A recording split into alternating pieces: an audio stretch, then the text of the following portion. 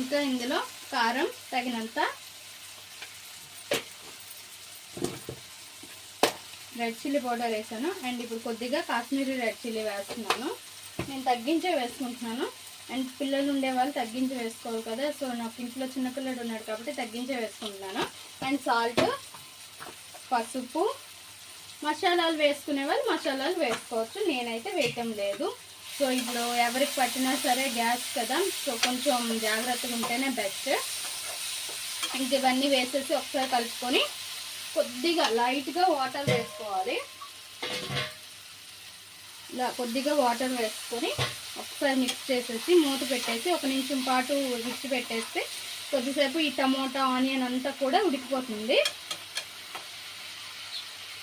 ఇంకా తగినన్ని వాటర్ వేసుకున్నాం కదా, ఉప్పు కారం అన్నీ సరిపోయలేదో చూసుకొని, చాలకపోతే మరి కొంచెం వేసుకొని ఇంకా మూత పెట్టేసి ఉడకనివ్వడమే.